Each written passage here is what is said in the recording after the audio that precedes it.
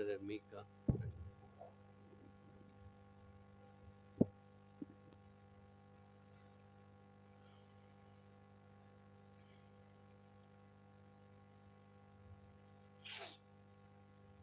என்னோடு கூட ஏசாயா 63 அதிகாரத்துக்கு திருப்பிக் கொள்ளுங்கள். ఏసయ్య 63వ అధ్యాయము 7వ వాక్యము అందరూ కలిసి చదువుకుంటాం. 63 அதிகாரம் ஏசாயா 7ஆம் வசனத்தை அனைவரும் சேர்ந்து வாசிக்கலாம். ஏசாயா 63:7, 63 verse 7 of Isaiah. எல்லாரும் சேர்ந்து வாசிப்போம். கர்த்தர் எங்களுக்கு செய்தருளின எல்லாவற்றிற்கும் தக்கதாகவும் அவர் தம்முடைய இரக்கங்களின் படியும் தம்முடைய திரளான தயவுகளின் படியும் இஸ்ரவேல் வம்சத்துக்கு செய்த மகா நன்மைக்கு தக்கதாகவும் கர்த்தருடைய கிரியைகளையும் அவர் கர்த்தருடைய துதிகளையும் பிரஸ்தாபம் பண்ணுவேன். ஜீவனுள்ள தேவன் இந்த வார்த்தைகளை ஆசீர்வதிப்பார். ಜೀವಳ ದೇವರು ಈ ವಾಕ್ಯಗಳನ್ನು ಆಶೀರ್ವದಿಸಲಿ. ஏசாயா இந்த தீர்க்க தரிசனமாய் சொன்ன வார்த்தை இஸ்ரவேல் ஜனங்கள் எப்படி ஆண்டவர் அவர்களை மறுபடியுமாக தங்களுடைய தாய் நாட்டிற்கு திரும்பி கொண்டு வரப்போகிறார் என்று சொல்கிறார்.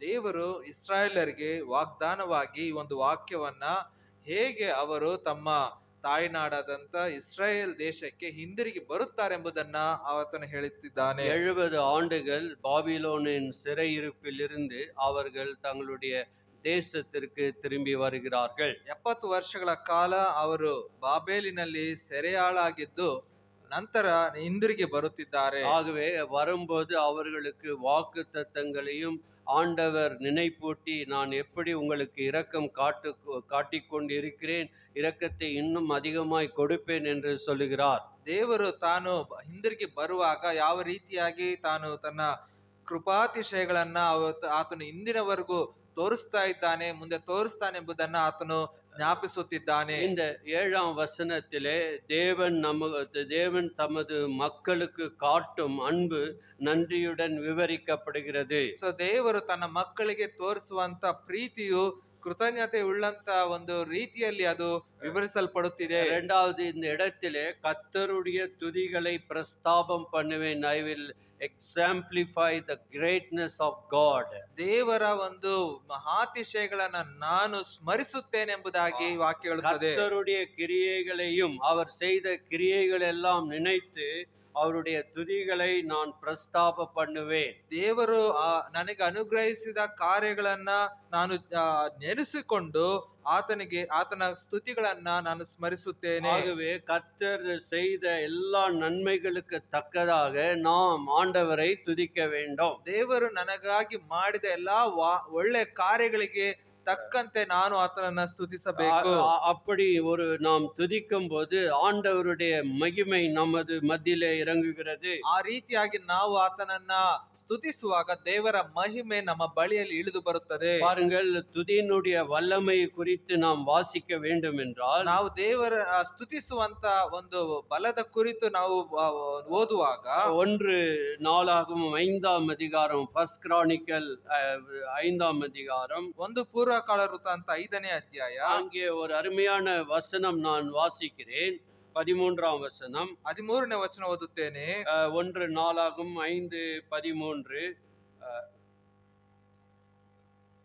மன்னிக்கணும், 2 நாளாகமம் 5:13, மன்னிக்க வேண்டும், ಕ್ಷಮಿಸಿ, 2 ಪೂರ್ವಕಾಲ ವೃತ್ತಾಂತ 5:13. Second chronicle chapter 5 verse 13. 2 ಪೂರ್ವಕಾಲ ವೃತ್ತಾಂತ 5:13ನೇ ವಚನ. அவர்கள் ஒருமிக்க பூரிகைகளை ஊதி ஏக சத்தமாய் கர்த்தரை துதித்து ஸ்தோத்தரித்து பாடினார்கள்.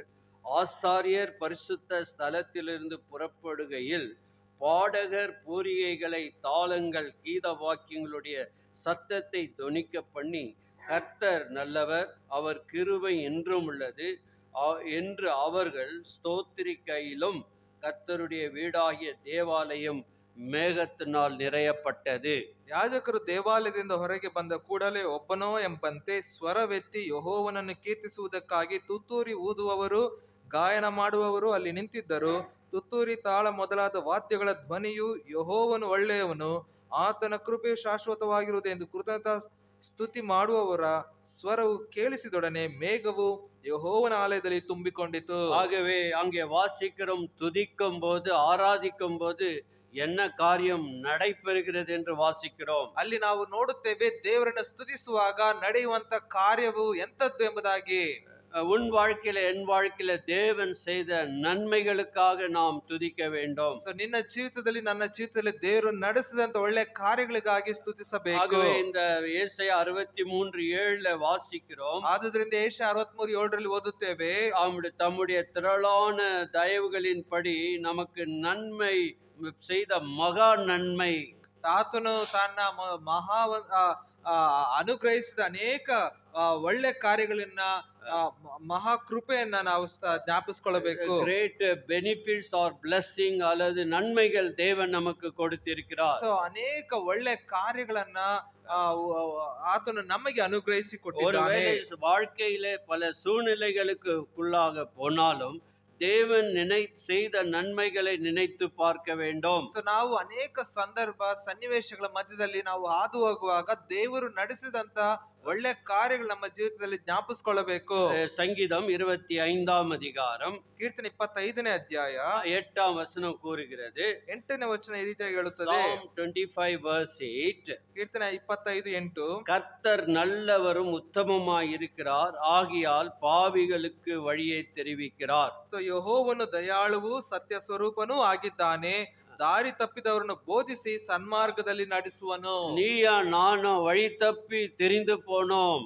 ನಾನು ನೀನು ದಾರಿ ತಪ್ಪಿ ಅಳೆಯುತ್ತಿದ್ದೆವು. ஆகவே இந்த வழி தப்பி தெரிந்து போன நம்மை தேவன் நல்லவராக உத்தமராய் தேடி வந்தார். ಸೊ ನಾವು ದಾರಿ ತಪ್ಪಿ ಅಳೆಯುತ್ತಿದ್ದಂತ ನಮ್ಮನ್ನ ಆತನು ಹುಡುಕಿಕೊಂಡು ಆತನು ಬಂದನು. ஆகவே நல்ல மேய்ப்பன் தன்னுடைய ஆடுகளுக்காக ஜீவனை கொடுத்தார். ಒಳ್ಳೆ ಕುರುಬನು ತನ್ನ ಕುರಿಗಳಿಗಾಗಿ ಜೀವವನ್ನು ಕೊಡುತ್ತಾನೆ. அவருடைய இரக்கம், அவருடைய கிருபையை நாம் அளவிடப்பட முடியாதது. ಆತನ ಕನಿಕರವನ್ನ ಆತನ ಕೃಪೆಯನ್ನ ನಾವು ಅಳೆಯಲು ಸಾಧ್ಯವಿಲ್ಲ. செய்து ரோமர் 2ஆம் அதிகாரம் 5ஆம் வசனம் சொல்லுகிறது. ರೋಮ 2ನೇ ಅಧ್ಯಾಯ 5ನೇ ವಚನ ಈ ರೀತಿಯಾಗಿ ಹೇಳುತ್ತದೆ. ரோமர் 2:5 வாசிக்கும் போது, ರೋಮ 2:5 ಓದುವಾಗ 4ஆம் வசனத்துல அருமையாக சொல்லப்படுகிறது. 2:4 அல்லது தேவ தயவு நீ குணப்படும்படிக்கு ஏவுகின்றது அறியாமல் அவருடைய தயவு, பொறுமை, நீடிய சாந்தம் இவைகளின் ஐஸ்வர்யத்தை அசட்டை பண்ணுகிறாயோ. ಆತನ ಅಪಾರವಾದ ದಯಾ ಸಹನ ದೀರ್ಘ ಶಾಂತಿಗಳನ್ನು ಅಸಡ್ಡೆ ಮಾಡುತ್ತೀಯಾ? ಮನಸ್ಸನ್ನು ಬೇರೆ ಮಾಡಿಕೊಳ್ಳುವುದಕ್ಕೆ ದೇವರ ಉಪಕಾರವು ನಿನ್ನನ್ನು ಪ್ರೇರೇಪಿಸುತ್ತದೆ. நம்முடைய வாழ்க்கை குணப்படும்படிக்கு பாவத்தினாலே பாவம் வந்ததினாலே நமக்குள்ளே ஆரோக்கியம் இல்லாமல் போய்விட்டது. ஆனால் தேவனுடைய தயவு நம்மை குணப்படுத்தும்படி ಏವುಗಿಂದ್ರದು. ಸೊ ನಮ್ಮ ಪಾಪದ ದೆಸೆಯಿಂದ ಗುಣವಾಗದಂತ ನಮ್ಮನ್ನ ಆತನ ದಯೆಯು ಆ ಒಂದು ಗುಣಪಡಿಸಲು ಅದು ಪ್ರೇರೇಪಿಸುವಂತದ್ದಾಗಿದೆ. அவருடைய தயவு, பொறுமை, நீடிய சாந்தம். ಆತನ ಅಪಾರವಾದ ದಯ, ಸಹನ, ದೀರ್ಘ ಶಾಂತಿ. ஆண்டவரே, எனக்கு நீர் காட்டின தயவு எவ்வளவு பெரியது. ದೇವರೇ, ನೀನು ನನಗೆ ತೋರಿಸಿದ ದಯೆ ಎಷ್ಟು ದೊಡ್ಡದು. ஆகவே என் மேலே எவ்வளவு பொறுமையாய் இருந்தீர். ನೀನು ಎಷ್ಟು ಸಹನೆಯನ್ನು ನನ್ನ ಮೇಲೆ ಇಟ್ಟೆ. நான் கொஞ்சம் நெஞ்சமாக பாவியாய் இல்லை, ಅನೇಕ விதங்களிலே என்னை தண்டிக்கப்பட வேண்டும் மேலே பொறுமையாக இருந்தி. ನಾನು ಎಷ್ಟು ಸಾಧಾರಣ ಪಾಪಿ ಆಗಿರಲಿಲ್ಲ, ನಾನು ದಂಡನೆಗೆ ಗುರಿಯಾದಂತ ವ್ಯಕ್ತಿಯ ಮೇಲೆ ನೀನು ಸಹನೆ ತೋರಿಸಿದೆ. ஆண்டவரே, நீர் என் பேரிலே நீடிய சாந்தத்தை ಕಾಟಿನ ದೈವಕ್ಕಾಗ ಸ್ತೋತ್ರ. ನನ್ನ ಕುರಿತು ನೀನು ತೋರಿಸಿದಂತ ದೀರ್ಘ ಶಾಂತಿಗಾಗಿ ನಿನಗೆ ಸ್ತೋತ್ರ. இந்த ஐஸ்வரியத்தை, இந்த 3 ஐஸ்வரியத்தை தேவன் உனக்கும் எனக்கும் கொடுத்திருக்கிறார். ಈ 3 ಐಶ್ವರ್ಯಗಳನ್ನ ದೇವರು ನನಗೂ ನಿನಗೂ ಅನುಗ್ರಹಿಸಿ ಕೊಟ್ಟಿದ್ದಾನೆ. ஆகவே தேவன் நமக்கு கொடுத்த நன்மைகளை நாம் திரளான நன்மைகளை நினைத்து பார்க்க வேண்டும். ಅಂದ್ರೆ ದೇವರು ನಮಗೆ ಅನುಗ್ರಹಿಸಿದಂತ ಈ ಅಪಾರವಾದಂತ ಒಳ್ಳೆಯ ಕಾರ್ಯಗಳನ್ನ ನಾವು ಜ್ಞಾಪಿಸಿಕೊಳ್ಳಬೇಕು. எரேமியா 33ஆம் அதிகாரம் 11ஆம் வசனம். எரேமியா 33:11 வசனம். எரேமியா கூட இந்த இஸ்ரவேல் ஜனங்களை பார்த்து சொல்லுகிற வாக்கியம் என்ன? ಸೊ ಇಸ್ರಾಯೇಲರನ್ನ ನೋಡಿ ಎರೆಮೀಯನು ತಾನು ಹೇಳ್ತಿರುವಂತ ವಿಷಯವೇನು?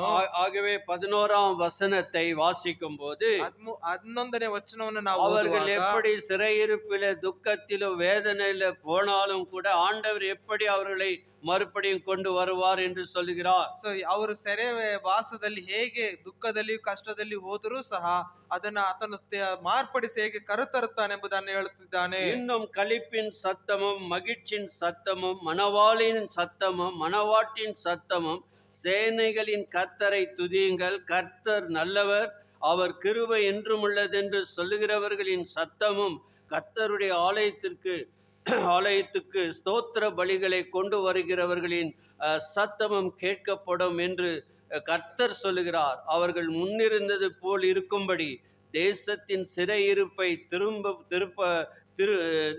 திருப்புவேன் என்று கர்த்தர் சொல்லுகிறார்.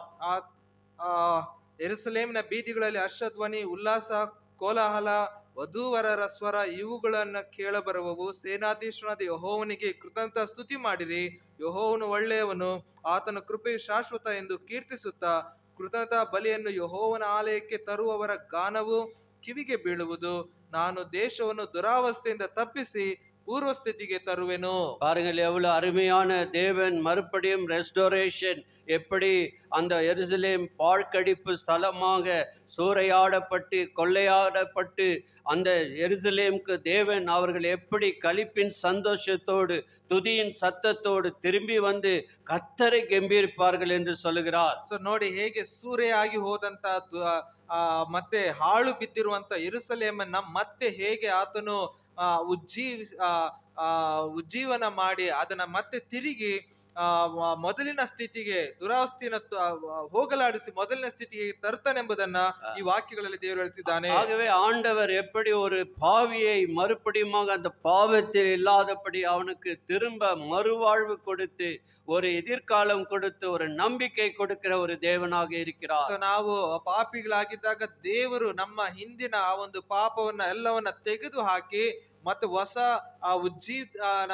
ಉಜ್ಜೀವನವನ್ನ ದೇವರು ನಮ್ಗೆ ಹೇಗೆ ಕೊಡ್ತಾನೆ ಎಂಬುದನ್ನ ನಮ್ಗೆ ತಿಳಿಸಿಕೊಡುತ್ತದೆ. ஆண்டவர் இஸ்ரேல் வம்சத்துக்கு இறங்கினது போல ஒவ்வொரு பாவிக்காக தேவன் இறங்கினார். ಸೊ ಇಸ್ರಾಯೇಲರ ಒಂದು ಜನಾಂಗದ ಕಡೆಗೆ ದೇವರು ಹೇಗೆ ಕನಿಕರ ತೋರಿಸಿದನೋ ಅದೇ ರೀತಿಯಾಗಿ ಒಬ್ಬೊಬ್ಬರ ಮೇಲೆಯೂ ತನ್ನ ಕನಿಕರವನ್ನ ತೋರಿಸುವ ಆತನಾಗಿದ್ದಾನೆ. நீங்கள் என்னை தெரிந்து கொள்ளவில்லை, நான் உங்களை தெரிந்து கொண்டேன். ನೀವು ನನ್ನನ್ನು ಆರಿಸಿಕೊಳ್ಳಲಿಲ್ಲ, ನಾನು ನಿಮ್ಮನ್ನು ಆರಿಸಿಕೊಂಡೆನು. அந்த தெரிந்து கொண்டதினாலே வந்த பயன் என்ன? ಆತನು ನಮ್ಮನ್ನು ಆರಿಸಿಕೊಂಡದ್ರಿಂದ ಬಂದಂತ ಒಂದು ಒಳ್ಳೆ ಕಾರ್ಯ ಏನು? யாத்ராகமம் எக்ஸடஸ் சாப்டர் 6 verse 7, ನಿರ್ಗಮ ಕಾಂಡము 6:7లో ಕಾಂಡ 6:7ರಲ್ಲಿ உங்களை என் ஜனங்களாக சேர்த்து கொண்டு உங்கள் தேவனாய் இருப்பேன், உங்கள் மேல் எகிப்தியர் சுமத்தின சுமைகளை நீங்கள் நீக்கி உங்களை விடுவிக்கிற உங்கள் தேவனாகிய கர்த்தர் நான் என்று அறிவீர்கள். ನಾನು ನಿಮ್ಮನ್ನು ನನ್ನ ಪ್ರಜೆಯೆಂದು ಆರಿಸಿಕೊಂಡು ನಿಮಗೆ ದೇವರಾಗಿರುವೆನು. ಐಗುಪ್ತರು ಮಾಡಿಸಿರುವ ಬಿಟ್ಟಿ ಕೆಲಸವನ್ನು ನಾನು ನಿಮಗೆ ತಪ್ಪಿಸಿದಾಗ ಯೆಹೋವನು ಎಂಬ ನಾನೇ ನಿಮ್ಮ தேவராகிದ್ದೇನೆಂಬುದು ನಿಮಗೆ ತಿಳಿದು ಬರುವುದು. ஆகவே இங்கு பார்க்கிறோம், ஆண்டவர் என்ன அற்புதமாக சொல்கிறார், நீங்கள் படும் சுமைகளை எல்லாம் நான் எடுத்துவிட்டு உன்னை என்னுடைய ஜனமாக ஏற்றுக்கொள்வேன், சேர்த்துக் கொள்வேன் என்று சொல்லுகிறார். ನೋಡಿ, ನೀವು ಹೊತ್ತಂತ ಆ ಹೊರೆಯನ್ನೆಲ್ಲವನ್ನ ನಿಮ್ಮಿಂದ ನೀಗಿಸಿ ನನ್ನ ಸ್ವಂತ ಜನರಾಗಿ ನಿಮ್ಮನ್ನು ಅಂಗೀಕರಿಸಿಕೊಳ್ತೇನೆ ಎಂಬುದಾಗಿ ಆತ ಹೇಳ್ತಿದ್ದಾನೆ. இந்த எபிரேய பாஷையிலே அது எசெட் என்று கூறப்படுகிறது. ಇಬ್ರಿಯ ಭಾಷೆಯಲ್ಲಿ ಎಸೈಡ್ ಎಂಬುದಾಗಿ ಹೇಳಲ್ಪಡುತ್ತದೆ. ಎಸೈಡ್ என்ற வார்த்தைக்கு மிக ஆழமான ಅರ್ಥங்கள் ಉಂಟು. ಎಸೈಡ್ ಎನ್ನುವಂತ ಪದಕ್ಕೆ ಬಹಳ ಆಳವಾದಂತ ಅರ್ಥಗಳಿವೆ. It is a steadfast love, தொடர்ந்து காட்டக்கூடிய அன்பு. ಅದು ಸುದೀರ್ಘ ಕಾಲಕ್ಕೆ ಇರುವಂತ ಒಂದು ಪ್ರೀತಿ ಆಗಿದೆ. அவருடைய லவ்விங் கைண்ட்னஸ், அவருடைய தயவு நமது பேரில் இருப்பது. ಹೌದು, ಪ್ರೇಮಾನುಭವ ಅದು ನಮ್ಮ ಕಡೆಗೆ ಇರುತ್ತದೆ ಎಂಬುದಾಗಿ ಹೇಳುತ್ತದೆ. அவருடைய இரக்கம் நமது பேரில் இருக்கிறது. ಆತನ ಕನಿಕರ ನಮ್ಮ ಕಡೆಗೆ ಇರುತ್ತದೆ. அவர் உடன்படிக்கையினுடைய உண்மை காக்கிற தேவன். ಆತನು ತನ್ನ ಒಡಂಬಡಿಕೆಯ ಒಂದು ಸತ್ಯವನ್ನ ಆತನು ಕಾಪಾಡಿಕೊಳ್ಳುವಂತ ದೇವರಾಗಿದ್ದಾನೆ. இந்த கால வேளையிலே தேவன் உனக்கும் எனக்கும் நன்மைகளை செய்திருக்கிறார். ಆತನ ಈ ಬೆಳಗಿನ ವೇಳೆಯಲ್ಲಿ ನನಗಾಗಿ ನಿನಗಾಗಿ ಒಳ್ಳೆ ಕಾರ್ಯಗಳನ್ನು ಆತನು ಮಾಡಿದ್ದಾನೆ. இரக்கம் எவ்வளவு பெரியது. ದೇವರೇ ನಿನ್ನ ಕನಿಕರ ಎಷ್ಟು ದೊಡ್ಡದು. உம்முடைய தயவு எவ்வளவு பெரியது. ದೇವರೇ ನಿನ್ನ ದಯೆ ಎಷ್ಟು ದೊಡ್ಡದು. ஆண்டவரே உம்முடைய செய்த மகா நன்மைகளுக்கு நான் நன்றி சொல்லுகிறேன். ದೇವರೇ ನಿನ್ನ ಮಹೋಪಕಾರಗಳಿಗೆ ನಾನು ಕೃತಜ್ಞತಾ ಸ್ತುತಿಯನ್ನು ಸಲ್ಲಿಸ್ತೇನೆ. இந்த வருஷமெல்லாம் தேவனுடைய சமூகம் நம்மோடு கூட வந்தது. ಈ ವರ್ಷವೆಲ್ಲ ದೇವರ ಸಮ್ಮುಖ ನಮ್ಮ ಜೊತೆಯಲ್ಲೇ ಬಂದ. இந்த வருஷமெல்லாம் தேவன் நம்மை பார்த்து கொண்டார். ಈ ವರ್ಷವೆಲ್ಲ ದೇವರು ನಮ್ಮನ್ನ ನೋಡುತ್ತಾ ಬಂದನು. இந்த வருஷமெல்லாம் தேவன் பாதுகாத்தார். ಈ ವರ್ಷವೆಲ್ಲ ದೇವರು ನಮ್ಮನ್ನ ಕಾಪಾಡುತ್ತಾ ಬಂದನು. நேற்று காத்தார், இன்றைக்கும் காப்பார், நாளைக்கும் காப்பார். ನಿನ್ನೆ ದಿನ ಆತ ನಮ್ಮನ್ನ ಕಾಪಾಡಿದನು, ಈ ದಿನ ಆತನು ಕಾಯುತ್ತಿದ್ದಾನೆ, ನಾಳೆನೂ ಕಾಯುವ ಆತನು. ஆகவே கடைசியாக தீத்து 3ஆம் அதிகாரம் 5ஆம் வசனம் என்ன சொல்லுகிறது? தீತ 3:5 ಕೊನೆಯದಾಗಿ ಏನು ಹೇಳುತ್ತದೆ ನೋಡೋಣ. சொல்லுகிறார், ஆண்டவர் நமக்கு காட்டின தயவு எவ்வளவு பெரியது என்று சொல்லுகிறார். ದೇವರು ನಮಗೆ ತೋರಿಸಿದ ದಯೆ ಎಷ್ಟು ದೊಡ್ಡದು ಎಂಬುದಾಗಿ ಆತನು ಹೇಳುತ್ತಿದ್ದಾನೆ. புத்தகம் 3ஆம் அதிகாரம் 5ஆம் வசனம். தீத்த 3:5. 3 verse 5. நாம் செய்த நீதியின் கிரியைகளின் நிமித்தம் அவர் நம்மை ரட்சியாமல் தமது இரக்கத்தின்படியே மறுஜென்மம் முழுக்கினால் பரிசுத்த ஆவியினுடைய புதிதாக்குதலினாலே நம்மை ರಕ್ಷಿತಾರ್. ನಾವು ಮಾಡಿದ ಪುಣ್ಯಕ್ರಿಯೆಗಳ ನಿಮಿತ್ತದಿಂದಲ್ಲ, ಆತನ ಕರುಣೆಯಲ್ಲಿಯೇ ಪುನರ್ಜನ್ಮವನ್ನು ಸೂಚಿಸುವ ಸ್ನಾನದ ಮೂಲಕವಾಗಿಯೂ ಪವಿತ್ರಾತ್ಮನು ನಮ್ಮಲ್ಲಿ ನೂತನ ಸ್ವಭಾವವನ್ನು ಉಂಟು ಮಾಡುವುದರ ಮೂಲಕವಾಗಿಯೂ ಆತನು ನಮ್ಮನ್ನು ರಕ್ಷಿಸಿದನು. ஆகவே அங்கே பார்க்கிறோம், தமது இரக்கத்தின் படியே. ಆತನು ತನ್ನ ಕರುಣೆಯ ಪ್ರಕಾರ. அந்த இரக்கம் எவ்வளவு பெரிய இரக்கம். ಆತನ ಕರುಣೆ ಎಷ್ಟು ದೊಡ್ಡದು. பாருங்கள், 1 ராஜாக்கள் 8ஆம் அதிகாரம் 1 ಅರಸುಗಳು 8ನೇ ಅಧ್ಯಾಯ 66 మొదటి రాజులు 8:66లో 1 ಅರಸು 8:66 அங்கே சாலமோன் சொல்லி ஜெபிக்கிற ஒரு அருமையான வார்த்தை இருக்கிறது. சாலமோனನ ಅಲ್ಲಿ ಹೇಳಿ ಪ್ರಾರ್ಥಿಸುವಂತ ಒಂದು ಅದ್ಭುತವಾದಂತ ವಿಷಯವಿದೆ. 8ஆம் நாளிலே ஜனங்களுக்கு விடை கொடுத்து அனுப்பினான். அவர்கள் ராஜாவை வாழ்த்தி, கர்த்தர் தமது தாசனாகிய தாவீதுக்கும் தமது ஜனமாகிய இஸ்ரவேலுக்கும் செய்த எல்லா நன்மைக்காகவும் சந்தோஷப்பட்டு மனமகிழ்ச்சியோடு தங்கள் கூடாரங்களுக்கு போய்விட்டார்கள். 8ನೇ ದಿವಸ ಜನರಿಗೆ ಹೋಗುವುದಕ್ಕೆ ಅಪ್ಪಣೆ ಆಗಲು ಅವರು ಅರಸನನ್ನು ವಂದಿಸಿ, ಯೆಹೋವನು ತನ್ನ ಸೇವಕನಾದ ದಾವೀದನಿಗೂ ತನ್ನ ಪ್ರಜೆಗಳಾದ ಇಸ್ರಾಯೇಲರಿಗೂ ಮಾಡಿದ ಉಪಕಾರಗಳನ್ನು ಸರ್ವೋಪಕಾರಗಳನ್ನು ನೆನೆಸಿ ಆನಂದ ಚಿತ್ತರಾಗಿ ಹರ್ಷಿಸುತ್ತಾ ತಮ್ಮ ತಮ್ಮ ನಿವಾಸಗಳಿಗೆ ತೆರಳಿದರು. இஸ்ரவேலுக்கு செய்த எல்லா நன்மைக்காகவும், ಇಸ್ರಾಯೇಲರಿಗೆ ಮಾಡಿದ ಸರ್ವೋಪಕಾರಗಳಿಗಾಗಿಯೂ. ஒரு நிமிஷம் யோசித்து பார்ப்போம், நமக்கு செய்த நன்மையை நினைக்க வேண்டும். ದೇವರು ನಮಗಾಗಿ ಮಾಡಿದಂತ ಆ ಸರ್ವ ಉಪಕಾರಗಳನ್ನು ನಾವು ಜ್ಞಾಪಿಸಿಕೊಳ್ಳಬೇಕು.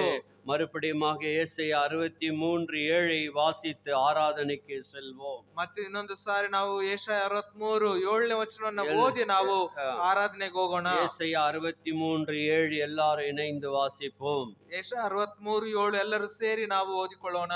கர்த்தர் எங்களுக்கு செய்தருளின எல்லாவற்றுக்கும் தக்கதாகவும் தம்முடைய இரக்கங்களின் படியும் தம்முடைய திரளான தயவுகளின் படியும் இஸ்ரவேல் வம்சத்துக்கு செய்த மகா நன்மைக்கு தக்கதாகவும் கர்த்தருடைய கிரியைகளையும் கர்த்தருடைய துதிகளையும் பிரஸ்தாபம் பண்ணுவோம், ಪ್ರಸಿದ್ಧಿಪಡಿಸೋಣ. ஆண்டவரே, நீர் செய்த மகா தயவு இரக்கம் எவ்வளவு பெரியது. ದೇವರೇ, ನೀನು ಮಾಡಿದಂತಹ ಮಹಾ ಕೃಪಾತಿಶಯಗಳು ಎಷ್ಟು ದೊಡ್ಡವು. தேவன் இந்த வார்த்தைகளை ஆசீர்வதிப்பாராக. ದೇವರ ವಾಕ್ಯಗಳನ್ನು ಆಶೀರ್ವದಿಸಲಿ. சண்டே கிளாஸ் பிள்ளைகள் ஆராதித்து, டீச்சர்கள் ஆராதித்து போய்விடுவார்கள். அதற்கு பிறகு ஒரு சகோதரன் ஒரு சகோதரி சுருக்கமாக ஆராதிக்கும்படி கேட்டுக்கொள்கிறோம். ಮೊದಲಿಗೆ ಸಂಡೇ ಕ್ಲಾಸ್ ಮಕ್ಕಳು ಮತ್ತೆ ಅವರ ಟೀಚರ್ಸ್ ಆರಾಧಿಸಿ ಹೋದ ನಂತರ ಒಬ್ಬ ಸ್ತ್ರೀಯರಲ್ಲೊಬ್ಬರು ಪುರುಷರಲ್ಲೊಬ್ಬರು ಈ ರೀತಿಯಾಗಿ ನಾವು ஒரு நிமிடம் மௌனமாக கர்த்தரை ஆராதிப்போம். இன்றைக்கு சண்டே கிளாஸ் ரேலி இருப்பது நிமித்தமாக நேரம் அதிகம் கொடுக்க முடியவில்லை, மன்னிக்கணும். இந்த நேரத்தில் சொல்லப்பட்ட వచనத்தின் వెలిచத்தில் ఏసాయా 63:7 చదివిన విధంగా ప్రభు మనకు చూపించిన కనికరము, జాలి కలిగిన మనసు ఎంతో మిక్కిల ప్రభు మనకు మంచిదనం చేసి ఉన్నారు. ఆ మంచిదనము జ్ఞాపకం చేసుకొని గొప్ప రక్షణ అనుగ్రహించినారు, పాప క్షమాపణ అనుగ్రహించినారు. దాన్ని బట్టి ప్రభుకు వందనాలు స్తోత్రము. As we meditated Isaiah 63 verse 7, God's loving kindness and compassion is so great we cannot describe. He has done great goodness in our life. Well, let us remember His goodness and His mercy that He has done. நமக்கு செய்த நன்மைகள் ஏராளம் தாராளம். அவைகளை நினைத்து ஒரு நிமிடம் கர்த்தரை மௌனமாக துதிப்பு. ஆண்டவரே, நான் இன்றைக்கு நான் இப்படி இருக்கிறேன் என்றால் நீ செய்த மகா நன்மை, கிரேட் குட்னஸ் ஆண்டவரே. அதற்காக ஸ்தோத்திரிக்கிறோம் ஆண்டவரே. ஆண்டவரே, உம்மை போல நன்மை செய்யக்கூடியவர்கள் யாரும் இல்லை சுவாமி. விழுந்து கிடந்த என்னை தூக்கி எடுத்தீரப்பா. உம்மை ஸ்தோத்திரிக்கிறேன், உம்மை ஆராதிக்கிறேன் என்று சொல்லி முழு மனதோடு ஒரு நிமிடம் கர்த்தரை துதிப்போம். ఆండవరే, ఉమ్மை ఆరాధిக்கிற ప్రభా, నన్ను ఆరాధిస్తున్నాను, స్తుతిస్తున్నాను అని చెప్పి మనసులో ఈ ఆరాధన చేయండి.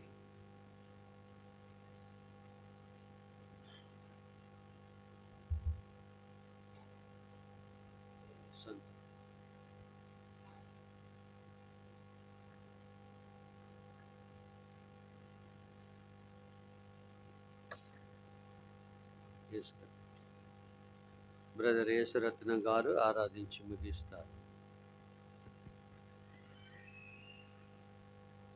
వేగల పరలోక తండ్రి, సన్నిధిలో నేను ఆరాధించి భయపరుస్తుంటున్నాం. ఈ ఉపకారములు ఎంత గొప్పవి.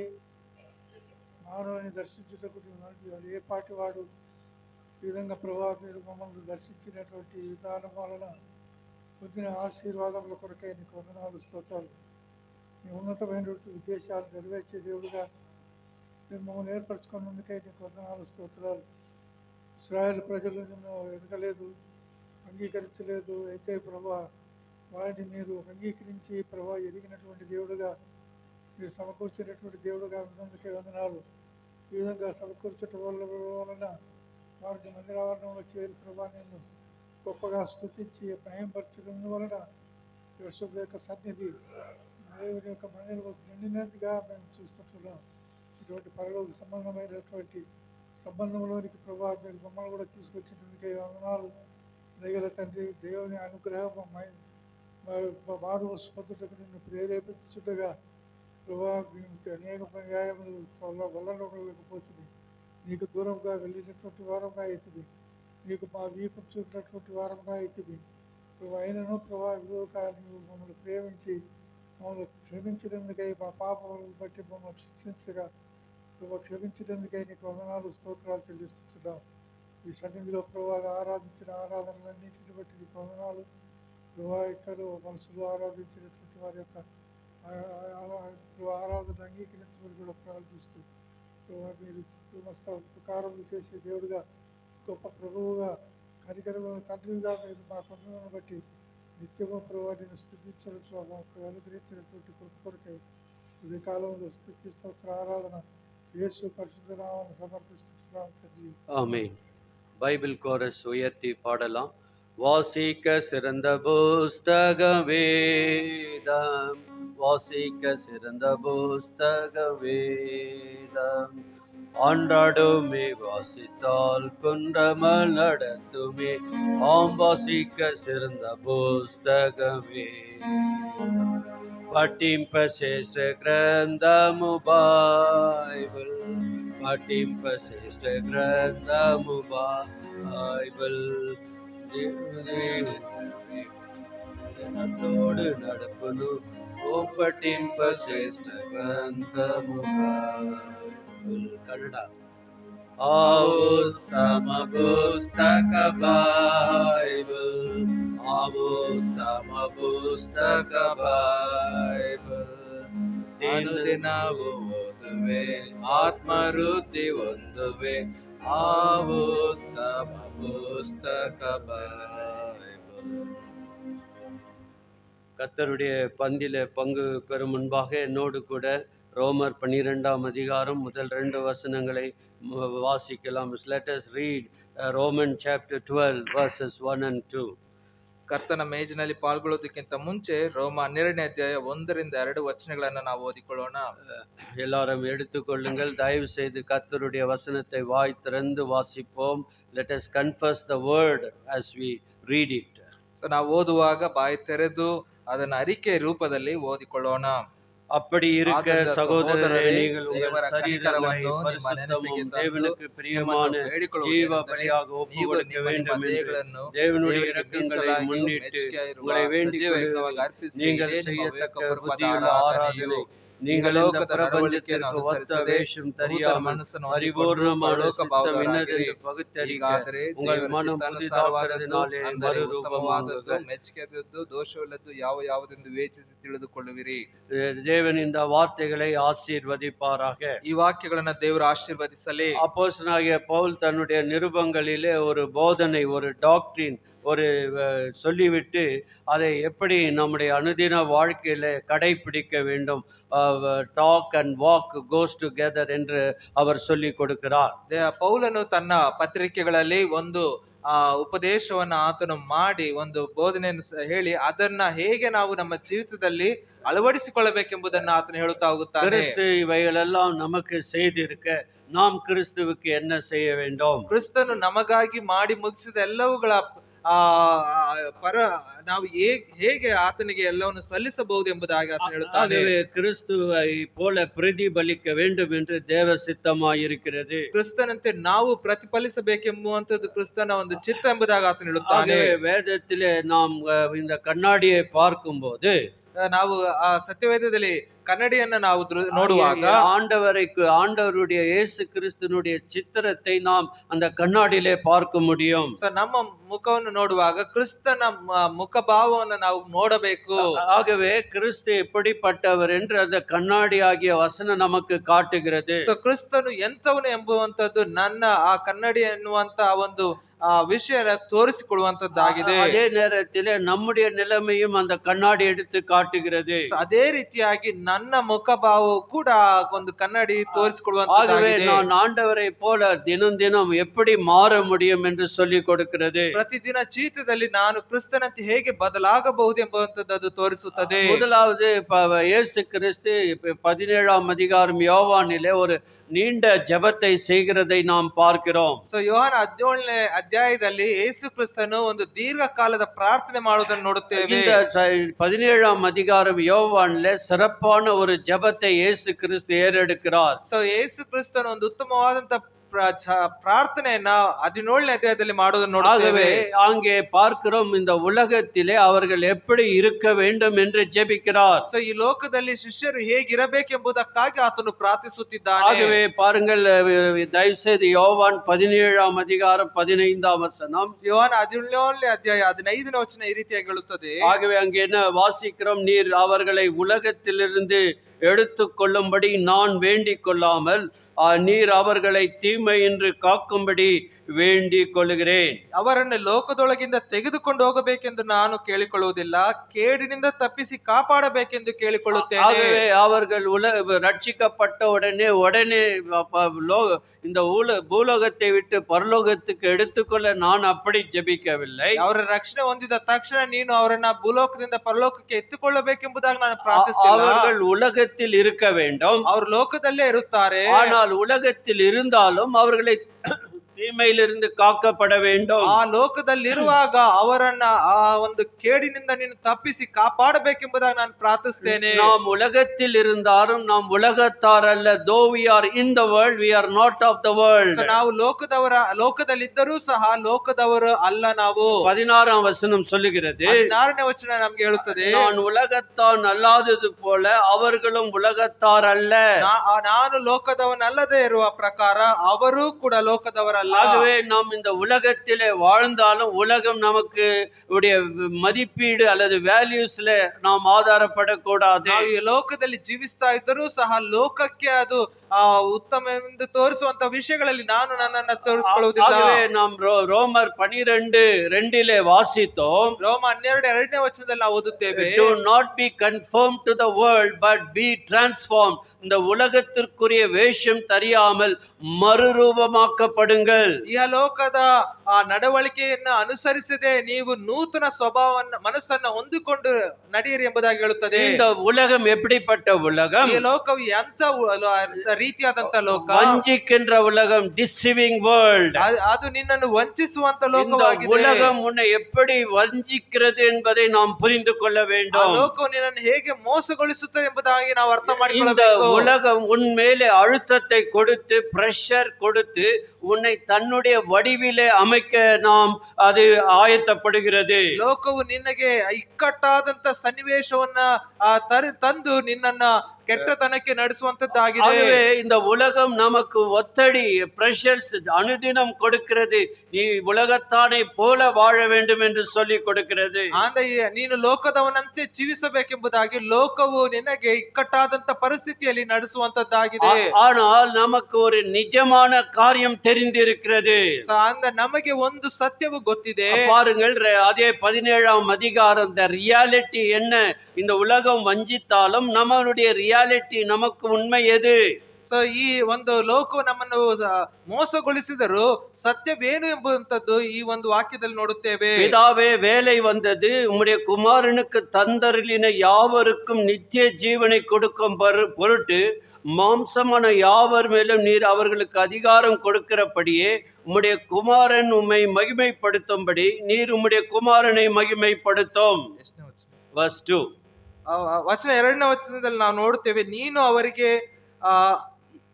ಅವನಿಗೆ ಯಾರ್ಯಾರನ್ನು ಕೊಟ್ಟಿದ್ದೀಯೋ ಅವರೆಲ್ಲರೂ ಅವನು நித்திய ஜீவனை கொடಬೇಕೆಂದು ಅವನಿಗೆ ಎಲ್ಲಾ ಮನುಷ್ಯರ ಮೇಲೆ அதிகாரವನ್ನು ಕೊಟ್ಟಿಯಲ್ಲ. ஆகவே இந்த உலகம் வஞ்சனை செய்தாலும் ஆண்டவர் ஒரு ரியாலிட்டி, உனக்கு ஒரு நித்திய ஜீவனை கொடுத்திருக்கிறார். ಈ ಲೋಕವು ನಿನ್ನನ್ನು ಮೋಸಗೊಳಿಸಿದರೂ ಸಹ ಆತನು ನಿನಗೆ ನಿತ್ಯ ಜೀವವನ್ನು ಕೊಟ್ಟಿದ್ದಾನೆ. தந்தருளின யாவருக்கும் அவர் நித்திய ஜீவனை கொடுக்கும் பொருட்டு ಆತನು ಕೊಟ್ಟಂತ ಪ್ರತಿಯೊಬ್ಬೊಬ್ಬರಿಗೂ ಸತ್ಯವಾದ ನಿತ್ಯ ಜೀವನ ಕೊಡುವ ಆತನಾಗಿದ್ದಾನೆ. இந்த உலகத்திலே நாம் நித்திய ஜீவனை பெற்று கொண்டவர்கள் என்பதை உறுதிப்படுத்திக் கொள்ள வேண்டும். ಈ ಲೋಕದಲ್ಲಿ ನಾವು ನಿತ್ಯ ಜೀವನ ಪಡೆದುಕೊಂಡಂತವ್ರು ಎಂಬುದಾಗಿ ನಾವು ಅರ್ಥ ಮಾಡಿಕೊಳ್ಳಬೇಕು. இந்த நித்திய ஜீவனின் வரத்தை பெறாவிட்டால் நம்மை போல பரிதபிக்கிறவர்கள் யாரும் இல்லை. ಈ ನಿತ್ಯ ಜೀವದ ವರವನ್ನು ನಾವು ಹೊಂದಿಕೊಳ್ಳದೆ ಹೋದರೆ ನಮ್ಮಷ್ಟು ಆ ಪರಿಸ್ಥಿತಿಯಲ್ಲಿ ಇರುವಂತವ್ರು ಯಾರು ಇಲ್ಲ.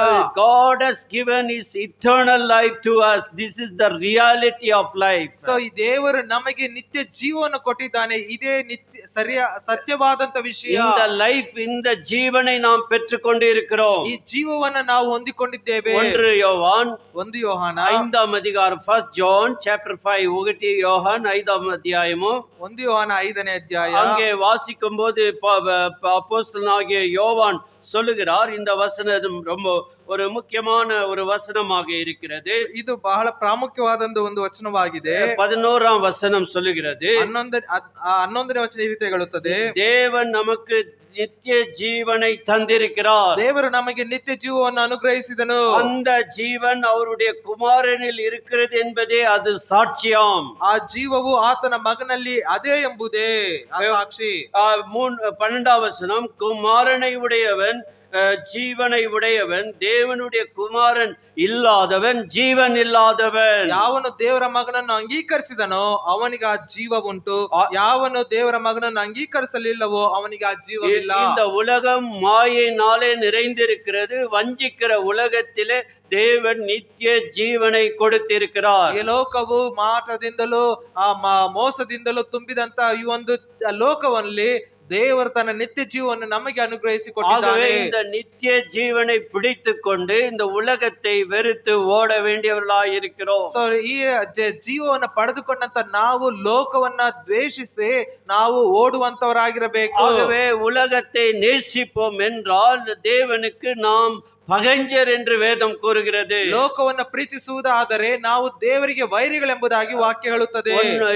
யாக்கோபின் என்ற புத்தகம் 4ஆம் அதிகாரம், ಯಾಕೋಬ 4ನೇ ಅಧ್ಯಾಯ, ஜேம்ஸ் chapter 4, யாக்கோபு 4 அத்தியாயமு ಯಾಕೋಬ 4ನೇ ಅಧ್ಯಾಯ 4ஆம் வசனம் கூறுகிறது. 4ನೇ ವಚನ ಈ ರೀತಿ ಹೇಳುತ್ತದೆ. இங்கே யாக்கோபு என்ன சொல்லுகிறார்? ಯಾಕೋಬನ ಈ ರೀತಿ ಹೇಳುತ್ತಿದ್ದಾನೆ, இங்கே ஆகையால் உலகத்துக்கு சிநேகிதனாய் இருக்கிற விரும்புகிறவன் தேவனுக்கு பகைஞனாய் இருக்கிறார். God. ಲೋಕಕ್ಕೆ ಸ್ನೇಹಿತನಾಗಬೇಕೆಂದಿರುವವನು ತನ್ನನ್ನು ದೇವರಿಗೆ ವಿರೋಧಿಯನ್ನಾಗಿ ಮಾಡಿಕೊಳ್ಳುತ್ತಾನೆ. ஆகவே if you are a friendship with the world, you are enmity to God. So ನೀನು ಲೋಕಕ್ಕೆ ಸ್ನೇಹಿತನಾಗಬೇಕೆಂದಿರುವವನಾದರೆ ದೇವರಿಗೆ ವಿರೋಧಿಯಾಗುವಿ. So we live in a deceived world, fallen world. So ಈ ಲೋಕದ ನಾವು ಒಂದು ಮೋಸಕರವಾದಂತ ಬಿದ್ದು ಹೋದಂತ ಲೋಕದಲ್ಲಿ ಜೀವಿಸುತ್ತಿದ್ದೇವೆ. தேவனுடைய வசனம் நமக்கு அறிவுரை கொடுக்கிற, உனக்கு தேவன் நித்திய ஜீவனை கொடுத்திருக்கிறார். ಸೊ ದೇವರು ನಿನಗೆ ನಿತ್ಯ ಜೀವನ ಕೊಟ್ಟಿದ್ದಾನೆ ಎಂಬುದಾಗಿ ವಾಕ್ಯವು ನಿಮಗೆ ತಿಳಿಯಪಡಿಸುತ್ತದೆ. அவரை அறிவதே நித்திய ஜீவன். ಆತನನ್ನು ತಿಳಿಯುವುದೇ ನಿತ್ಯ ಜೀವ. 17 of John verse 3. ಯೋಹಾನ 17:3 ವಚನ. ஒன்றான மெய்தேவனாகிய உம்மையும் நீ அனுப்பினவராகிய இயேசு கிறிஸ்துவையும் அறிவதே நித்திய ஜீவன். ನೀನು ಕಳಿಸಿಕೊಟ್ಟ ಯೇಸು ಕ್ರಿಸ್ತನನ್ನ அறிಯುವುದೇ ನಿತ್ಯ ಜೀವ. இந்த உலகம் அறியவில்லை, ಈ ಲೋಕವು ಆತನ ತಿಳ್ಕೊಳ್ಳಲಿಲ್ಲ. உன்னுடைய நேத்திரத்தை, உன்னுடைய கண்களை ஆண்டவர் திறந்தார். ಸೊ ಆತನು ನಿನ್ನ ಒಂದು ನೇತ್ರದ ಕಣ್ಣುಗಳನ್ನು ತೆರೆದನು. Oh, what a beautiful blessing. ಆತ ಎಷ್ಟು ಒಳ್ಳೆ ಆಶೀರ್ವಾದ. உலகத்தானுக்கு தெரியாது, ಈ ಲೋಕದವರಿಗೆ ಗೊತ್ತಿಲ್ಲ. இந்த உலகம் தான் எனக்கு சொந்த தாய் நாடு, நான் இங்கே கூட்டம் போட்டுக்கொண்டு இருப்பேன். ಈ ಲೋಕವೇ ನನ್ನ ತಾಯ್ನಾಡು, ಇಲ್ಲೇ ನಾನು ಶಾಶ್ವತಕ್ಕೆ ಇರುತ್ತೇನೆ. இந்த உலகம் எல்லாம் அழிந்து போகும், ಈ ಲೋಕವೆಲ್ಲವೂ ನಾಶವಾಗಿ ಹೋಗುವುದು. என்ன சொல்லுகிறது? இயேசு கிறிஸ்து சொல்லுகிறார். ಆದರೆ ಆ ಯೇಸು ಕ್ರಿಸ್ತನು ಏನ್ ಹೇಳ್ತಿದ್ದಾನೆ? வானமும் பூமி ஒழிந்து போகும், ಆಕಾಶ ಭೂಮಿಯು ನಾಶವಾಗಿ என் ಹೋಗುತ್ತದೆ, வார்த்தை ஒரு காலம் ஒழிந்து போகாது. ಆದರೆ ನನ್ನ ವಾಕ್ಯಗಳು ಯಾವತ್ತಿಗೂ ನಾಶವಾಗುವುದೇ ಇಲ್ಲ. அழியாத வார்த்தை மேல நம்பிக்கை வைக்க வேண்டும். ನಾಶವಾಗದಂತ ವಾಕ್ಯದ ಮೇಲೆ ನಂಬಿಕೆ ಇಡೋಣ. நித்திய ஜீவனுடைய சிம்பல் தான் இந்த மேஜை. ಆ ನಿತ್ಯ ಜೀವದ ಸಿಂಬಲೇ ಈ ಒಂದು ಕರ್ತನ ಮೇಜಾಗಿದೆ. இரண்டாவதாக, ಎರಡನೇದಾಗಿ we live in a very dangerous world. ஒரு பாதுகாப்பற்ற உலகத்திலே வாழ்கிறோம். ಎರಡನೇದಾಗಿ ನಾವು ಈ ಒಂದು ಭಯಂಕರವಾದಂತ ಲೋಕದಲ್ಲಿ ಜೀವಿಸುತ್ತಿದ್ದೇವೆ. Dangerous world. ಭಯಂಕರವಾದಂತ ಲೋಕ. இந்த வருஷம் எல்லாம் எத்தனை ஆக்சிடென்ட் பார்த்திருக்கிறோம். ಈ ವರ್ಷವೆಲ್ಲ ಎಷ್ಟು ಅಪಘಾತಗಳು ನೋಡಿದ್ದೇವೆ. ஆகவே ஜம்மு போய் பார்த்தவர்கள் கொடுமையாக கொல்லப்பட்டார்கள். ಜಮ್ಮುವಿಗೆ ಹೋದಂತವರು ಕೆಟ್ಟದಾಗಿ ಕೊಲ್ಲಲ್ಪಟ್ಟರು. டூரிஸ்ட் ஆக பார்த்து நேச்சரை என்ஜாய் பண்ண போனவர்கள் கொல்லப்பட்டார்கள். ಯಾತ್ರಿಕರಾಗಿ ಅಲ್ಲಿ ಹೋಗಿ ಆ ಒಂದು ಪರಿಸರವನ್ನ ಸ್ಮರಿಸುವುದಕ್ಕೆ ಹೋದಂತವರು கொலையாகி ಬಿದ್ದರು. ஆகவே ஹைதராபாத்திலிருந்து பெங்களூருக்கு வந்தவர்கள் பஸ் எரிந்து செத்து போனார்கள். ಹೈದರಾಬಾದಿಂದ ಬೆಂಗಳೂರಿಗೆ ಬರುವಂತವರ ಬಸ್ ಉರಿದು ಹತ್ತಿ ಉರಿದು ಅದು ನಾಶವಾಗಿ ಹೋದರು. அகமதாபாத்திலே விமானம் ஏறி அங்கே எத்தனையோ பேர் இறந்து போனார்கள். ಅಹಮದಾಬಾದಿನಲ್ಲಿ ಟೇಕ್ ಆಫ್ ಆದಂತ ವಿಮಾನ ಭಸ್ಮಗೊಂಡು ಅಲ್ಲಿ ಎಷ್ಟು ಜನ ಸತ್ತು ಹೋದರು. பார்த்து கொண்டு தான் இருக்கிறோம். ನಾವ್ ಇದೆಲ್ಲ ನೋಡ್ತಾನೆ ಇದ್ದೀವಲ್ವಾ. எத்தோப்பியாவில ஒரு வால்கனோ எரப்ஷன் ஆகி அங்கே இருக்கக்கூடிய உலகத்தில பல பாகங்களில டஸ்ட் ஆஷஸ் வந்து விட்டது. ಎಥೋಪಿಯಾ ದೇಶದಲ್ಲಿ ನೋಡಬೇಕಾದ್ರೆ ಒಂದು ಅಗ್ನಿ ಜ್ವಾಲೆಯು ಉರಿದು ಎಷ್ಟೋ ಜನ ಅಲ್ಲಿ ಸುಟ್ಟು ಹೋದ್ರು ಎಂಬುದಾಗಿ ನೋಡ್ತೇವೆ. ஆகவே you are living in a dangerous world. ನೀವು ಈ ಒಂದು ಭಯಂಕರವಾದಂತ ಆ ಲೋಕದಲ್ಲಿ ಜೀವಿಸುತ್ತಿದ್ದೀರಿ. பாதுகாப்பற்ற உலகத்தில வாழ்ந்து இருக்கிறோம். ರಕ್ಷಣೆ ಇಲ್ಲದೆ ಇರುವಂತ ಲೋಕದಲ್ಲಿ ನಾವು யார் நம்முடைய பாதுகாப்பு? who is our security? ಯಾರು ನನ್ನನ್ನು ರಕ್ಷಿಸುವ ಆತನು, ನನ್ನ ಕಾಪಾಡುವ ಆತನು. ஒருவேளை மோதிக்கு அமித்ஷாக்கு Z கேட்டகரி இருக்கலாம். ಮೋದಿಗೆ ಅಮಿತ್ ಶಾಗೆ Z கேட்டகரி ಸೆಕ್ಯೂರಿಟಿ ಇರಬಹುದು. அவர்கள் புல்லட் ப்ரூஃப் ஜாக்கெட் போட்டுக்கொண்டு இருக்கலாம். ಅವರು ಬುಲೆಟ್ ಪ್ರೂಫ್ ಜಾಕೆಟ್ ಕೂಡ ಹಾಕಿಕೊಂಡಿದ್ದಿರಬಹುದು. போகிற கார் புல்லட் ப்ரூஃப் ஆக இருக்கலாம். ಅವರು ಹೋಗುವಂತ ಕಾರು ಕೂಡ ಬುಲೆಟ್ ಪ್ರೂಫ್ ಆಗಿದ್ದಿರಬಹುದು. ஆண்டவர் உன்னை பாதுகாக்கிறார். ಆದರೆ ದೇವರು ನಿನ್ನನ್ನು ಕಾಯುವಂತ ಆತನು. ஆகவே அங்கே 6ஆம் வசனத்திலே படிக்கிறோம். 6ನೇ ವಚನದಲ್ಲಿ ನಾವು ಓದುತ್ತೇವೆ. ஆகவே அங்கே அவர் சொல்லுகிறார், நீர் உலகத்தில் தெரிந்தெடுத்து எனக்கு தந்த மனுஷருக்கு உம்முடைய நாமத்தை வெளிப்படுத்தினேன். அவர்கள் உம்முடையவர்களாய் இருக்கிறார்கள். அவர்களை எனக்கு தந்தீர். அவர்கள் உம்முடைய வசனங்களை கை கொண்டு இருக்கிறார்கள். 17 verse 6. ಯಾವನು ನನ್ನಲ್ಲಿ ನೆಲೆಗೊಂಡಿರುವುದಿಲ್ಲವೋ. John 17 verse 6. ಲೋಕದೊಳಗಿಂದ ನಾನು ನಿಮಗೆ ಕೊಟ್ಟ ಮನುಷ್ಯರಿಗೆ ನಿನ್ನ ಹೆಸರನ್ನು ತಿಳಿಯಪಡಿಸಿದೆನು. ಇವರು ನಿನ್ನವರಾಗಿದ್ದರು, ನೀನು ಇವರನ್ನು ನನಗೆ ಕೊಟ್ಟಿ ಮತ್ತು ಇವರು ನಿನ್ನ ವಾಕ್ಯವನ್ನು ಕೈಗೊಂಡು ನಡೆದಿದ್ದಾರೆ. ஆகவே 9ஆம் வசனத்திலே 9ನೇ ವಚನದಲ್ಲಿ நான் அவர்களுக்காக வேண்டிக் கொள்கிறேன், உலகத்துக்காக வேண்டிக் கொள்ளாமல் நீர் எனக்கு தந்தவர்களுக்காக வேண்டிக் கொள்கிறேன், அவர்கள் உம்முடையவர்களாய் இருக்கிறார்கள். ನಾನು ಇವರಿಗಾಗಿ ಕೇಳಿಕೊಳ್ಳುತ್ತೇನೆ, ಲೋಕದವರಿಗೋಸ್ಕರ ಕೇಳಿಕೊಳ್ಳದೆ ನೀನ್ ನನಗೆ ಕೊಟ್ಟವರಿಗೋಸ್ಕರವೇ ಕೇಳಿಕೊಳ್ಳುತ್ತೇನೆ. ஆகவே அவர்களை இந்த உலகத்தில் எனக்கு தந்தவர்கள், you are given those people to me, I am praying for them. So ನೀನು ಈ ಲೋಕದಲ್ಲಿ ಕೊಟ್ಟಂತ ಇವರಿಗಾಗಿ ನಾನು ಬೇಡಿಕೊಳ್ಳುತ್ತಿದ್ದೇನೆ. நான் கந்தசாமி காதர் பாஷாக்கெல்லாம் வேண்டிக் கொள்ளவில்லை, எனக்கு தந்த உம்முடைய பிள்ளைகளுக்கு நான் வேண்டிக் கொள்ளுகிறேன். ಕ್ರಿಸ್ತನನ್ನು ಅರಿಯದೇ ಇರುವಂತವರಿಗಾಗಿ ಅಲ್ಲ, ಕ್ರಿಸ್ತನನ್ನು ಅರಿತಂತವರಿಗಾಗಿ ನಾನು ಬೇಡಿಕೊಳ್ಳುತ್ತಿದ್ದೇನೆ. அவர்கள் என்னுடையவர்கள், they are mine. ಅವರು ನನ್ನವರು. ஆகவே அவர்களை எப்படி பாருங்கள், 12ஆம் வசனம், 12ನೇ ವಚನ ನೋಡಿ. நான் அவர்களுடனே உலகத்திருக்கையில் அவர்களை உம்முடைய நாமத்தினால் காத்து கொண்டேன், நீர் எனக்கு தந்தவர்களை காத்து கொண்டு வந்தேன், தேவ வாக்கியம் நிறைவேறத்தக்கதாக கேட்டின் மகன் கெட்டு போனாயே அல்லாமல் அவர்களில் ஒருவனும் ಕೆಟ್ಟು போகவில்லை. ನಾನು ಇವರ ಸಂಗಡ ಇದ್ದಾಗ ನೀನು ನನಗೆ ಕೊಟ್ಟಿರುವ ನಿನ್ನ ಹೆಸರಿನಲ್ಲಿ ಇವರನ್ನು ಕಾಯುತ್ತಾ ಬಂದೆನು, ಇವರನ್ನು ಕಾಪಾಡಿದೆನು, ಶಾಸ್ತ್ರದ ಮಾತು ನೆರವೇರುವಂತೆ ನಾಶಕ್ಕೆ ಗುರಿಯಾದ ಆ ಮನುಷ್ಯನೇ ಹೊರತು ಇವರಲ್ಲಿ ಮತ್ಯಾರು ನಾಶವಾಗಲಿಲ್ಲ. ஆகவே அங்க நான் உம்மிடத்தில் வருகிறேன், நீர் அவர்களை தீமையினின்று காத்து கொள்ள வேண்டும். ನಾನು ನಿನ್ನ ಬಳಿಗೆ ಬರುತ್ತೇನೆ, ಇವರನ್ನ ಈ ಎಲ್ಲಾ ಕೇಡಿನಿಂದ ತಪ್ಪಿಸಬೇಕು. The world is we live in a dangerous world. ಈ ಲೋಕವು ಕೇಡಿನಿಂದ ತುಂಬಿದಂತ ಲೋಕವಾಗಿದೆ. பாதுகாப்பற்ற ஒரு உலகத்தில் வாழ்ந்து கொண்டிருக்கிறோம். ಯಾವುದೇ ರೀತಿಯಾದಂತ ರಕ್ಷಣೆ ಇಲ್ಲದಂತ ಲೋಕದಲ್ಲಿ ನಾವು இந்த ಜೀವಿಸುತ್ತಿದ್ದೇವೆ. பாதுகாப்பு தேவ வசனம் உனக்கு சொல்கிறேன், நான் அவர்களை எல்லா தீமைகளிலிருந்து காத்து கொண்டு வருகிறேன். ಆ ದೇವರು ಹೇಳ್ತಿದ್ದಾನೆ, ನಾನು ನಿಮ್ಮನ್ನು ಎಲ್ಲಾ ಕೇಡಿನಿಂದ ತಪ್ಪಿಸಿ ಕಾಪಾಡುತ್ತಾ ಬಂದಿದ್ದೇನೆ.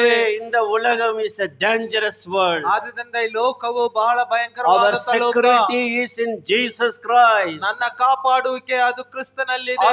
என்னுடைய பாதுகாப்பு இயேசுவில் இருக்கிறது. ನನ್ನ ರಕ್ಷಣೆ ಯೇಸು ಕ್ರಿಸ್ತನಲ್ಲಿದೆ. அவர் கீழே சட்டைகளின் கீழே இருக்கிறது.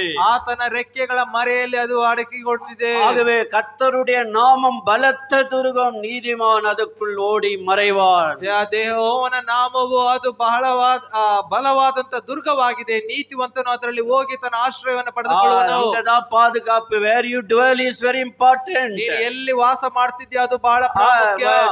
ಮಂಡೇ டு சாட்டர்டே உலகத்தோடு போய் அங்க சண்டே வந்ததும் ஆண்டவர் கீழே வர்றது இது நல்லதல்ல. ಸೋಮವಾರದಿಂದ ಶನಿವಾರದವರೆಗೂ ಲೋಕದ ಕಡೆಗೆ ಹೊರಟು ಹೋಗಿ ಭಾನುವಾರದ ಮಾತ್ರ ದೇವರ ಆಶ್ರಯಕ್ಕೆ ಬರುವುದು ಸರಿಯಲ್ಲ. ಮೂರನೇದಾಗಿ we are living in a defiled world. தீட்டுப்பட்ட உலகத்தில் வசிக்கிறோம். ನಾವು ಕೆಟ್ಟು ಹೋದಂತ ಲೋಕದಲ್ಲಿ ಜೀವಿಸ್ತಾ ಇದ್ದೇವೆ. ஆகவே ஆண்டவர் இப்படி ஜெபம் பண்ணார், ரட்சிக்கப்பட்டதும் உடனே இந்த பாவ பிரசன்ஸ்ல இருந்து தூக்கிட்டு போயிடலாம்னு அப்படி ஜெபம் பண்ணல.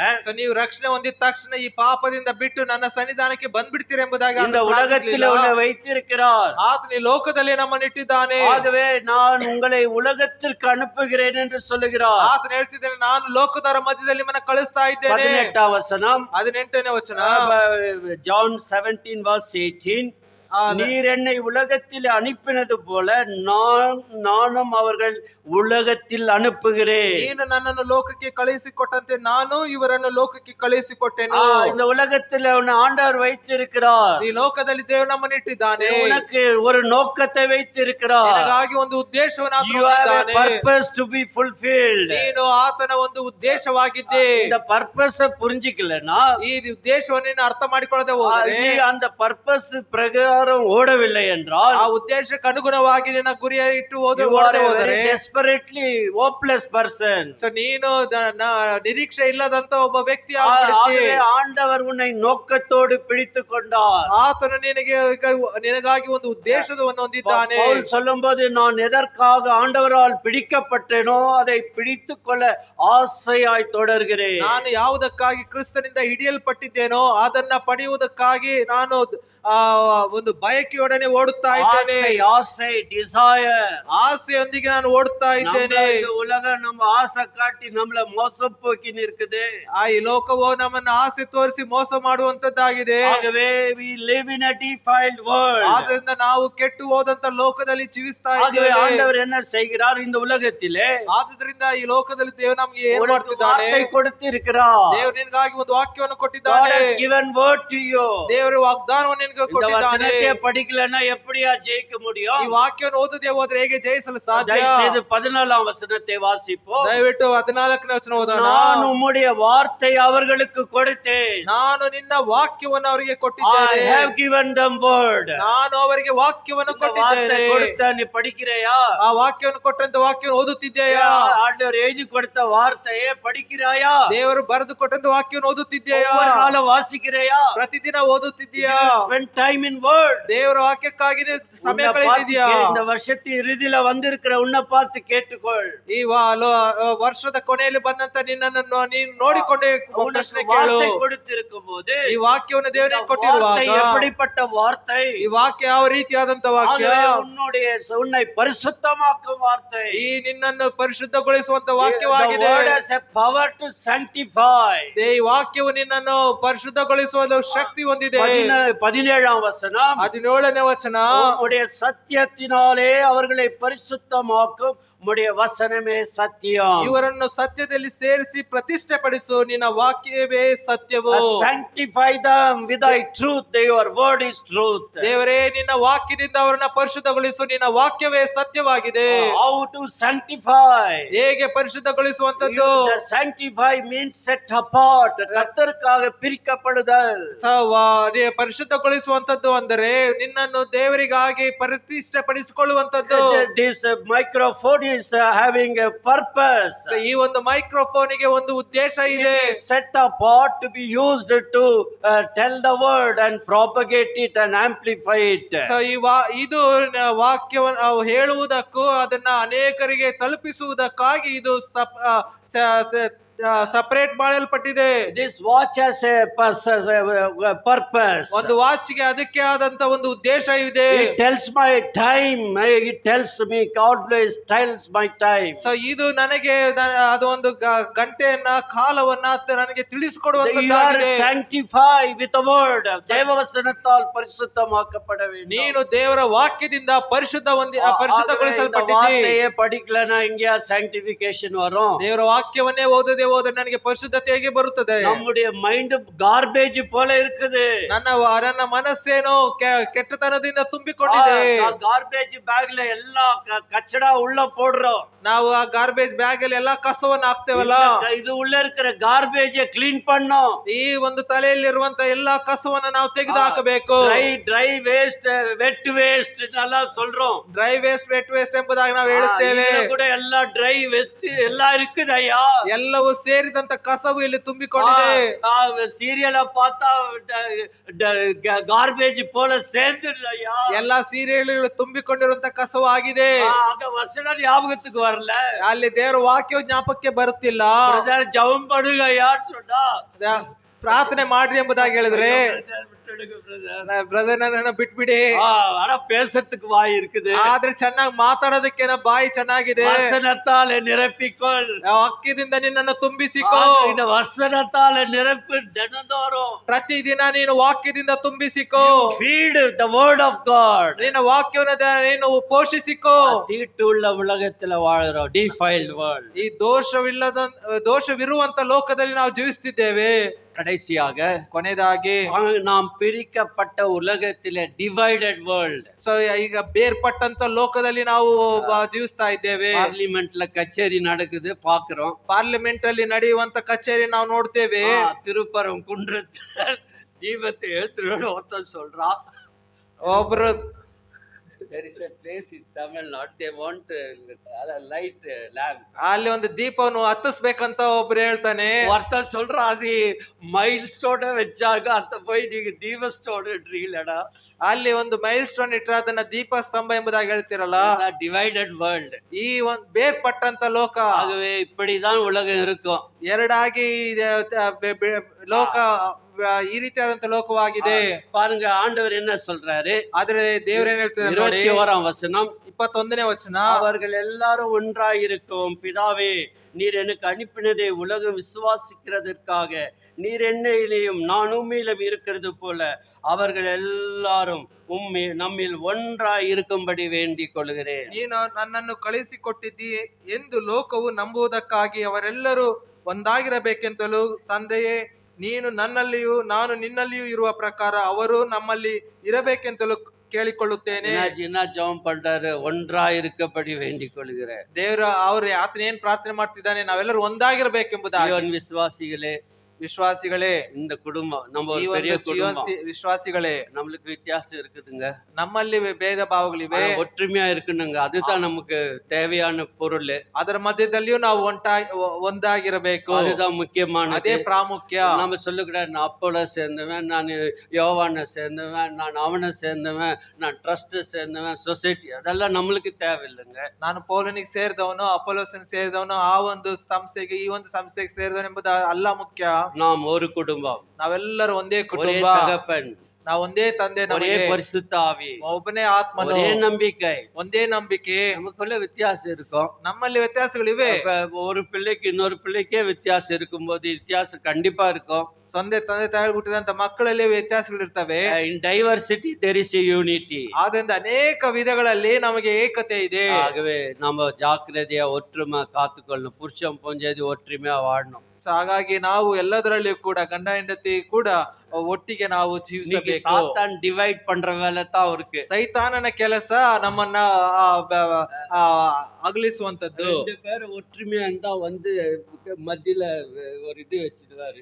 ಇಬ್ಬರು ಯಾರಾದ್ರೂ ಒಟ್ಟಿಗೆ ಇದ್ದಾರೆ ಅಂದ್ರೆ ಮಧ್ಯದಲ್ಲಿ ಒಂದು ಭೇದ ಭಾವನ ಅವನುடைய புத்தியே டிவைடிங் புத்தி. ಸೈತಾನನ ಬುದ್ಧಿ ಭೇದ ಭಾವನ ತಂದು ಬೇರ್ಪಡಿಸುವಂತದ್ದು. சந்தேகங்களை கொண்டு வருவான், ಸಂದೇಹಗಳನ್ನ ತರ್ತಾನೆ, குழப்பங்களை கொண்டு வருவான், ಕಲಹಗಳನ್ನ ತರ್ತಾನೆ. ஆகவே நம்ம ஆண்டவரிலே ஒன்றாய் இருக்கும்படி வேண்டிக் கொள்கிறேன். ಹಾಗಾಗಿ ಕ್ರಿಸ್ತನಲ್ಲಿ ನಾವೆಲ್ಲರೂ ಒಂದಾಗಿರ್ಬೇಕೆಂಬುದಾಗಿ ನಾನು ಕೇಳಿಕೊಳ್ಳುತ್ತೇನೆ. ಸಂಡೇ இப்படி முடிச்சுட்டா பிரதர், எவ்வளவு நல்லா இருக்கும். ಪ್ರತಿ ಭಾನುವಾರ ರೀತಿಯಾಗಿ ಮುಗಿಸಿದ್ರೆ ಎಷ್ಟು ಚೆನ್ನಾಗಿರುತ್ತಲ್ಲ ಬ್ರದರ್. அப்பத்தில பந்தியில பங்கு பெறுவோம். ಈಗ ಕರ್ತನ ಮೇಜಿನಲ್ಲಿ ಪಾಲ್ಗೊಳ್ಳೋಣ. Please come.